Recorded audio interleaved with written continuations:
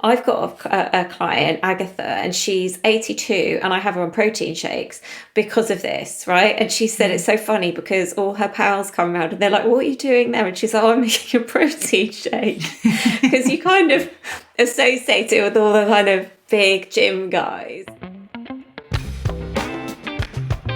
Welcome to the Wellness Breakdown, where we examine the latest health trends and we discuss how lifestyle and nutrition can truly change the way you live. I'm Kalinik. I'm a nutritional therapist, author and consultant. And I'm Ferguson. I'm a functional medicine practitioner and also an author. Yeah, we haven't always been in this game. Rose spent most of her youth on international catwalks as one of the most iconic 90s supermodels. I'm not sure about that, but Eve had a very hectic career as a fashion PR. So we've definitely been there, we've done it, and there is no room here to preach. Yeah, this isn't one of those waggy fingers should do podcasts. We're here to dig into some of the wellness trends, figure out whether some of this stuff is just nonsense, and give our personal and professional opinions on some of it. It amazes me that the global wellness industry is now worth over $5 trillion. So before you go out spending your hard-earned cash on the latest new thing, make sure you listen to the Wellness Breakdown first.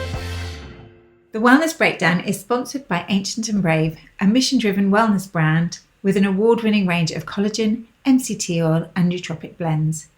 From supporting menopausal symptoms to supercharging your energy, Ancient and Brave's products are pure, potent and easy to make part of your daily, morning or wellness ritual. Personally, I find the True Collagen really easy to take, and I normally add it into my morning coffee, which is a habit that I already have ingrained. I'm never going to miss my morning coffee, and it's definitely a way to maintain consistency. Yes, well, I love collagen too, and I've been using Ancient and Brave for a very long time, and I do use it with clients. I use it for myself. I do actually love the cacao blends. I love the collagen one with cacao. Delicious. Yeah, and what really sets them apart is their sustainability. They're a B Corp as well as a member of the 1% for the planet. This means donating 1% of all sales to environmental causes that protect the planet, because collective action adds up. So buying their products means you're supporting the planet too. Visit 1%fortheplanet.org to learn more. Hi guys, thanks for joining us for the last episode of this series. It's been a new format for us, and I think I can speak for both of us when I say that we've really enjoyed it. We've covered some really interesting topics. I mean, some of the things that we felt really passionate about. So we hope you've enjoyed this format and that you've got a lot out of the series so far. The feedback I've had, and I think you said the same, Eve, is that people have really enjoyed the idea that it's understandable and that we're not showering loads of jargon on you, because then it becomes unusable for lots of people. And I hope you've given some really good practical podcasts and tips during the last 10 weeks. Is it 10 weeks? Oh, that's crazy. Yeah. Anyway, yeah. So this week, and our final podcast of the season, we are going to look at a word that everyone's talking about: longevity. There's always been a search for eternal youth. And so today we're going to look at this concept, and really it's about increasing your health span. So it's not really about living longer. I think that's a mistake that people make, because that's not, you don't want to live longer unwell, but it's about increasing that health span so that you live better for longer. I mean, we could dedicate a whole podcast to anti-aging or positive aging treatments, let's just call it that. But actually what we're going to be looking at is more about what can we do from an internal perspective. So how can we age better on the inside rather than necessarily the outside? To be honest, I mean, I think you'll probably agree with this, Rose, that actually what you do on the inside is reflected on the outside anyway. So it doesn't matter how much, expensive creams we slap on our face or whatever. If we're not looking after what's going on internally, then we're kind of missing a massive part of this. So we're going to look at things like supplements, because there's quite a lot, like you said, out. It's such a buzzword at the moment, longevity, and things that we can do from a nutrition perspective, but also lifestyle and things like sleep and even, community. Actually, there was quite a big stat of something quite massive, like you've got a 14% increase of early mortality if you suffer from loneliness or social isolation. So it just goes to show that it's not always about, having the most expensive, high-tech supplements or treatments, but actually just basically connecting with others. What's interesting, just to say also about longevity and this concept of longevity, as you say, there's a lot of high-tech stuff around it. And I think it's probably people look at it and think it's expensive, it's complicated, it's unattainable for them. But when we're talking about, looking after your inside, the biggest biohack are things like what you eat every day, what movement you do every day, who you talk to every day, every single thing that you do in a day informs the body and changes how it responds and whether it becomes more or less inflamed, whether your digestion is better or worse. What we're going to do is sort of show you that longevity really starts in quite low key. I mean, you can do all the crazy stuff. It's fascinating that those things are going on. But, starting with food what you eat and what you put in your mouth and fuel your body with every day is absolutely key to how you feel today and in 30, 40, 50, 70 years time. And it's really not rocket science. Start with a whole food diet, make sure that you're eating enough protein, make sure you're getting enough fiber, try and reduce those EPFs. I mean, ultra processed food's got a lot to answer for, really, hasn't it? I mean, I sort of refer back to the challenge, Rose, that you put me on that for a week, where I had to eat all that horrible stuff. How long did you last on that challenge, Eve? No, I did do it, but I just felt absolutely bloody terrible. No, but you're totally right. When you look at, there's been a lot of research around people that live in what are called blue zones, which are typically certain areas of the planet that there seems to be an older population, but not just older, but older and healthier. And when you look at their lifestyles, actually, they're not doing, like you said, really extreme biohacking things. They're literally doing some actually mindful movement, and they have largely a whole foods diet, and they prioritize community, and, they don't push themselves too hard when it comes to working. They have a balance there. And so none of that's extreme at all. And they're kind of the biggest examples of that. Blue zones are the places, and they have an unusual amount of people over 100 that are healthy, which is really fascinating. And it is, I'm totally fascinated by them. And I actually was lucky enough to go for dinner with Dan Buettner, who wrote the Blue Zone book. And it's really interesting because they're trying to take the Blue Zone concept, in America, and try and create little pockets of Blue Zone culture. And it is very centered around really simple things, as you just said, functional movement, community. And then there is a place in Singapore, which is where you get a tax break or some sort of financial support if you live in a multi-generational complex. So there's a floor for your gran, and then there's a floor for you, and then there's a floor for your, children. So it's that intergenerational support also that is thought to be one of the things that make those blue zones very special places.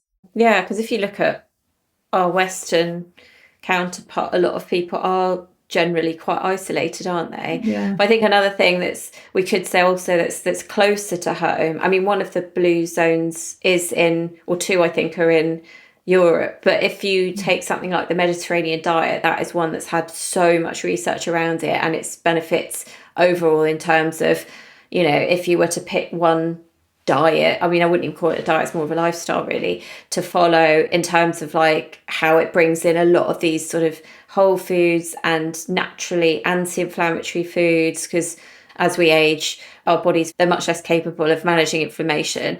I mean, even the stuff around afternoon napping that's quite common. I mean, siestas and things like that. I mean, I know we sort of joke, but people that are really into sort of circadian rhythm balancing and things like that, there's actually quite a big movement now in napping. Yeah, and the NSDR, the non-sleep deep relaxation, so sort of basically a little doze in the afternoon. There's quite a lot of science around how beneficial that is now. And you're right, there's a lot of people talking about it.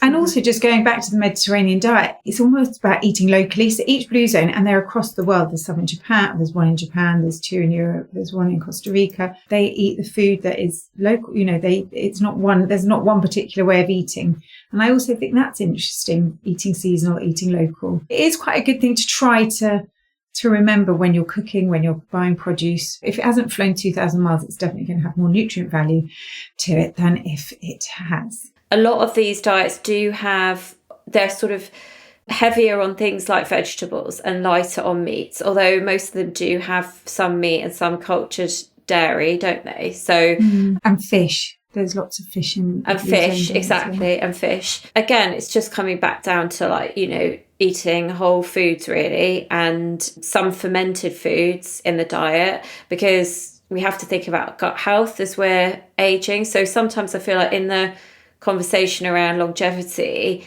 the gut health thing is not always flagged, and our gut manages so many processes. Like if our gut's not working as we're aging, then that's going to impact on how we manage inflammation, how we regulate blood sugar levels, how we detoxify, even like the gut-brain connection. So yeah, having some fermented foods and lots of plants in the diet is also really important for that too. I mean, and also, I mean, loads will be pleased to hear that alcohol is not a no-no. It's part of the community side of life. You know, it's that social aspect. It's time to, so nobody really knows if it's the community or the glass of red wine that is, you know, I mean, I think that red wine is good for your health argument has gone down the Swanee a long time ago. But that, you know, it just shows that balance is what I'm trying to say, is that there is balance there, and it's not restrictive, and it is just eating fresh, eating in moderation, and moving your body. I mean, I do have to say that the thing about blue zones, wonderful as they are, it's sort of like a distant dream for me to live a blue zone kind of life. And I think for the majority of people, I'd love to live in Italy and, you know, like grow my own veg and sort of hang out with my mum and my kids. But for most of us, it's not realistic. Having said that, it is a very good way, it's a good guide of going, okay, so these are the things that really can help us live healthier for longer. Yeah, and I think you're right, we can borrow parts of this. I mean, I would borrow from the resveratrol and have a bit of red wine. I am joking, because resveratrol is something that's also been linked to longevity as a compound, an antioxidant that is found in red wine. So a little bit of it's fine. But to be honest, if you're trying to get your resveratrol through red wine, you know, you'd have to be drinking gallons of the stuff, and then your liver would not be in a good shape at all, and it wouldn't have any longevity in it. So it activates some of the what's considered longevity genes like SIRT1, because everybody is talking about resveratrol again. Sirtuins. Yeah, exactly. Quercetin and resveratrol are two that are very much linked to the sirtuins, switching on the right and activating those genes. We're going to talk about NAD, but they are thought to be very effective in that field of switching on those genes and helping to protect us against ill health in older life. Also, just for people that don't know what NAD is, it's, and I'm going to butcher this, nicotinamide adenine dinucleotide. Yeah. So it's something that does deplete as we get older, and it's something that every cell, every organ depends on it. Essentially, it's what gives us energy, and it's really important part of all the energy processes in the body. I mean, that's a really basic way of describing it. So you can get supplements, which are NMN and NR, that you can take orally, which convert to NAD+, but you can't, supplementing orally with an NAD supplement just won't work. So until now, they've been using IVs, which a lot of people report are quite unpleasant. Actually, I've never actually done it because it takes hours. I haven't. So I'm just not going to do that. But now I've been trialing since December a subcutaneous fat. So you inject yourself with a little baby syringe at home, some NAD into a subcutaneous fat. And I know that I've told you, Eve, I actually do, I put it on a rose list because I do actually feel more resilient. I feel like I bounce back quicker. I actually am feeling knackered today, but you know, it's not like a sudden change, but I just feel like I'm more resilient. I haven't taken it. So I was really interested to hear how you were getting on with that, and the fact that you have, because I think you're obviously very in tune with your body anyway. So you would notice, and you're really healthy. So if you're noticing a difference with it, then I think that's quite marked, really. I mean, I do want to experiment with it because there has been quite a bit around it. I mean, not huge amounts actually around human studies, but anecdotally, I've heard a lot of people find that it does help with their energy. I've heard people that have had long COVID and it's helped a bit with that. So, I mean, I think it's still got a long way to go, but it's really interesting, that whole field, isn't it? Yeah, and I think you're right. I think most of the research has been done on worms and yeast, but they do have a very similar DNA profile. But it is an evolving and emerging field. You know, the bit that it targets, and actually we should have mentioned these little things earlier, it's mitochondria, And mitochondria are very much central to the longevity chat. And mitochondria, I think the best way of describing them are your power factories in each cell. Yeah, your energy factories in each cell. And that's particularly where NAD is meant to support. I mean, another one that I think is also quite popular at the moment is CoQ10 as a supplement. CoQ10 is an antioxidant and it protects our cells from damage, free radical damage, which happens as we age. It is produced naturally in our body, but it does deplete as we age. And also, a lot of people, as they age, might be taking things like statins for cardiovascular disease and high cholesterol. And the thing about statins is it does interfere with this enzyme. So we do need to take CoQ10 because otherwise you'll find that you're really low in energy. So it might be one that you might consider supplementing. I mean, you can find it in things like organ meats, but in quite high amounts, but a lot of people are not really fans of that, although I do love a chicken heart, to be honest with you.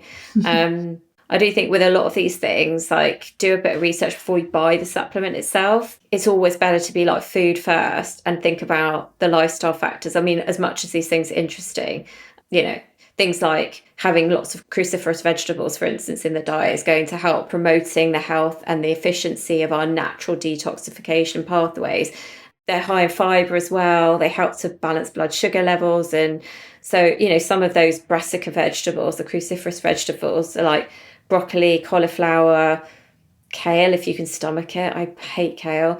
And Miss Brussels sprouts over here, who loves Brussels sprouts. If your blood sugar levels are out of control, veering up and down and all over the place, well, for a start, you might end up with type 2 diabetes, but you're going to end up with loads of metabolic issues. And actually, so doing things like eating more fibre, and we were talking a bit about berberine earlier, which is really good at helping manage blood glucose levels, but really it's what you put in your mouth every day. So if you're putting in loads of lovely fibre, and then you have a Mars bar, it'll be better than if you're eating loads and loads of sugar with a Coca-Cola, and then your blood sugar levels go off the chart. The body has to produce insulin. All of this makes life difficult for the body and creates inflammation, which in turn can lead to disease, because disease is just the body in dis-ease. I know it's such a cliche thing, but I'll say it anyway.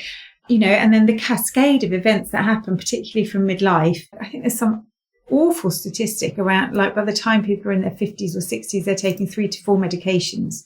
It's crazy. People, I think something like half the population start taking a long-term chronic illness medication in their 40s. Longevity and health span is that you have so much control around it, but you can't just suddenly take an NAD injection and make all that go away. So thinking about, I'd say blood sugar levels are a really important thing to focus on. So eating proteins and lots of fibre and filling up with good fats and things like that would be somewhere to start that is definitely in your control. Yeah, no, 100%. Because as we age, that's also, our ability to manage insulin is also impaired. But again, like talking about healthy fats, again, another simple one, which is part of a lot of the Blue Zone diets, is oily fish, which provides omega-3 fatty acids, which we have to eat. So they're essential for a reason. It's one of the kind of supplements that I'd say broadly, there's very few contraindications unless you're taking blood thinners like warfarin. But it's very hard for us to meet our omega-3 needs actually through food alone. But anyway, there's no bad side to having more sardines and anchovies and salmon and whatnot. But omega-3s, yes, definitely, they also help with balancing blood sugar levels, but also things like, cognitive health. They're linked to things like mood, joint health, because that's another thing that also depletes as we get older. I mean, talking about joint health also kind of makes me think about collagen, because that's another one that's also had a load of marketing and PR around it. And we're lucky enough to have what I think we both believe to be the best collagen on the market. In the sourcing is absolutely meticulous. They were one of the first pioneers, I believe. And, this isn't a massive me going on an ad spiel here, because I take the product myself. I took it way before we even started the pod, and I know Rose did as well. But, collagen is one, again, that as we age, the amounts we produce are massively depleted. And collagen, I know a lot of people think about it, I'll take collagen and I'll have, plump skin again, but it doesn't quite work like that, guys. because it'll actually go to things like joints and connective tissue and all those things first, and the gut barrier, which is super important in terms of managing inflammation alone. But yeah, you might have a nice side effect if your skin sees a bit of benefit as well. We did a massive thing on collagen last time because it's so confusing to people, but it's also just so accessible and it's easy to take, and adding it in every day is so beneficial, like you said, for your gut lining, which is crucial to your long-term health. But also just going back to joints, we all focus on bone density, but actually we need to be focusing on muscle mass, because what holds up those bones? Your muscles do. And, getting our muscles, work on our muscles. As you get older, your muscles unfortunately take a bit more work. You're likely to lose muscle mass faster. Those are the sort of things also that will help you to feel more mobile as you get older. I know that talking to my mum's generation, they are all terrified of not being able to stand up from sitting in a chair. And so then that's another cascade which can impact your health span. So, focusing on, movement, functional movement, but also weight bearing exercise is really crucial to that long-term health. Definitely. I mean, I know we mentioned strength training a lot in the context of the entire series, but I think even more so, it's important as we age to be doing strength and resistance training for all the reasons that you just talked about there, Rose, because I've seen clients now that have osteopenia in their 40s. So, and all they've been doing is cardiovascular, which of course it's going to be good for cardiovascular health. I mean, like running and spinning and things. But I'm like, you need to do some strength and resistance. And like you said, as you age, like there is a natural sarcopenia, like you do lose muscle, that's fact. And so you almost have to overshoot your protein intake as you age. I've got a client, Agatha, and she's 82 and I have her on protein shakes because of this, right? And she said it's so funny because all her pals come around and they're like, what are you doing there? And she's like, I'm making a protein shake. Because you kind of associate it with all the kind of big gym guys. Also, as you age, I mean, I don't know, but like some of my older clients, they're just like, I don't really have so much of an appetite like I did when I was younger. And so that's why things like I use protein shakes with elderly women.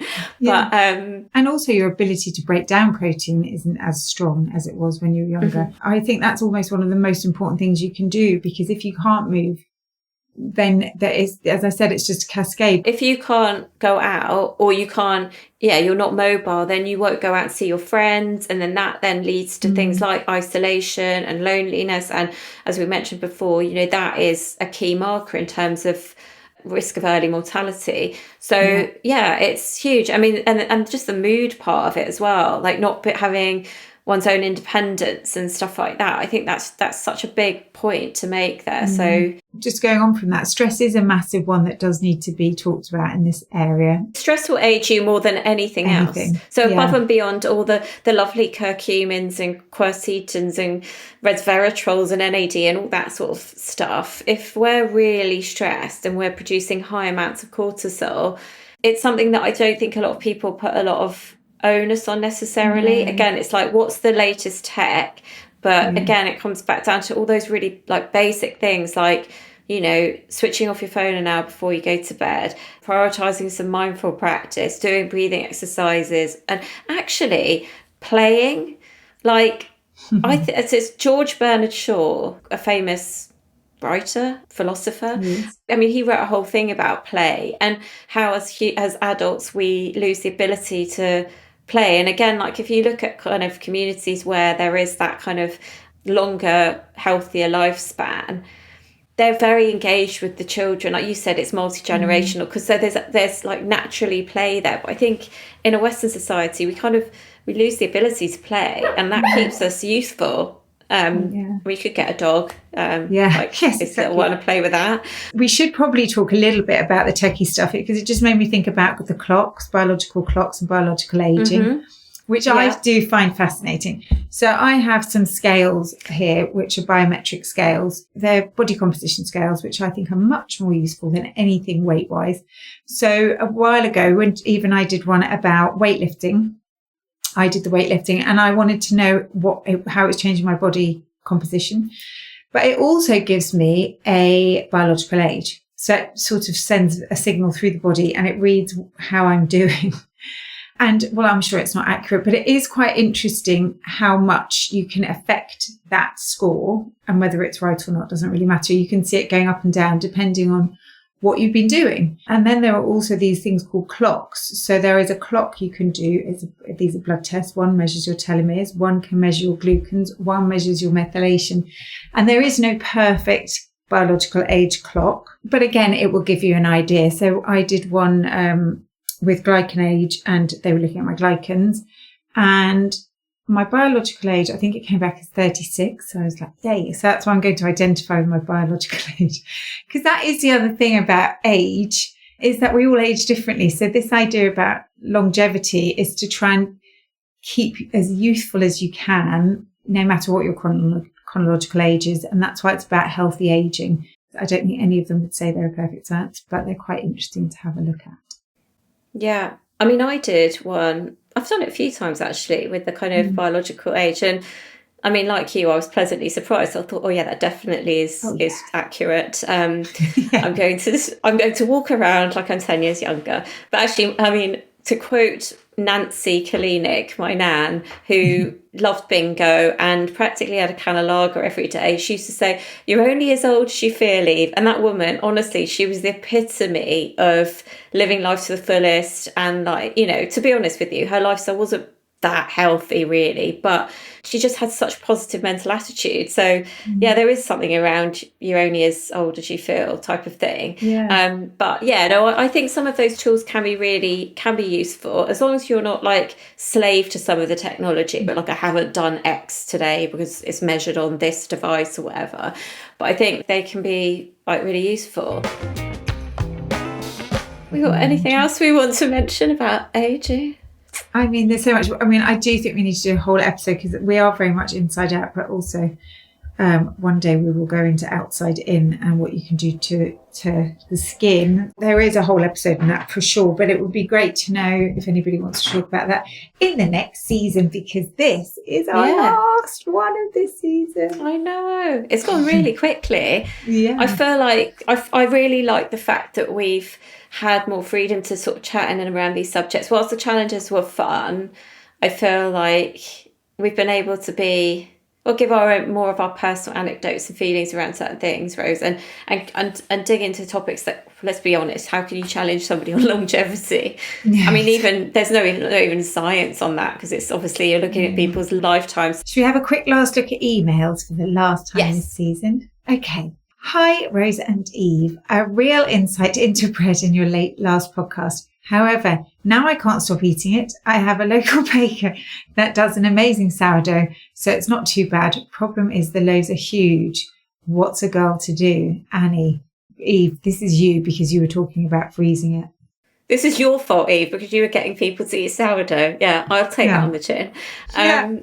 No, but okay, if you're somebody, I mean, I get it, especially when it comes fresh from the bakery, is amazing. But what you can do is freeze the loaf. So slice it into chunks. This is what I do, and then put some of it in the freezer, and then you're kind of rationing off how much you're going to have in a sitting or over a couple of days. So that would be a good tip. Hi ladies, quite a few of my friends are taking semaglutide, and I was really tempted as they have lost weight quickly. I was on the fence, but your episode has definitely given me a different perspective on this.